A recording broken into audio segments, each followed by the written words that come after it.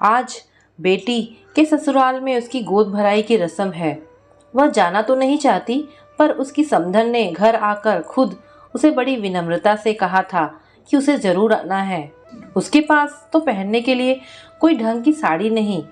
फिर इतने बड़े घर में अपनी विवाहित बेटी के घर जाते उसे संकोच हो रहा है।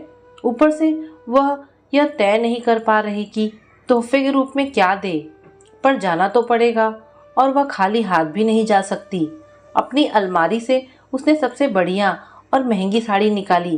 बेटी की शादी के वक्त उसने खरीदी थी। उसके लिए तो महंगी है, पर अमीरों के लिए तो शायद उनके घर के नौकर पहनते होंगे। तोहफे के रूप में उसने अपने खाली समय में बेटी के लिए एक साड़ी पर बड़ी मेहनत से हाथ से कढ़ाई की थी, वह चुनी।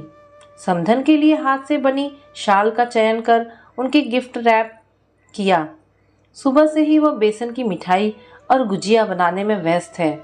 उसने उन्हें स्टील के डिब्बे में डाला और चलने से पहले तोहफे की ओर निगाह डाली। अपने आप को आईने में निहारा। अपनी तरफ से तो उसने बेटी के घर जाने के लिए सही तोहफों का चयन किया है, पर फिर भी उसे संकोच हो रहा है।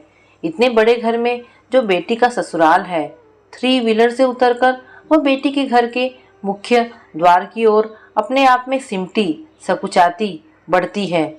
दुल्हन की तरह घर सजा हुआ है। घर में विशाल हॉल के दरवाजे पर खड़ी होकर उसकी आंखें बेटी को खोज रही है। तभी उनकी समधन उन्हें देखकर उनका आदर और प्यार से स्वागत करती है। आइए बहन जी, उन्हें गले लगाकर कहती है।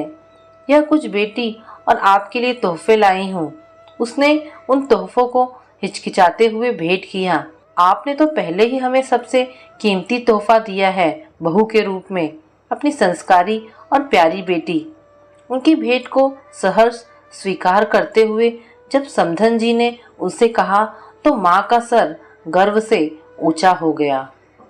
तो दोस्तों, ये छोटी सी कहानी आपको कैसी लगी?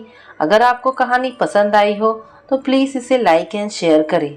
धन्यवाद दोस्तों।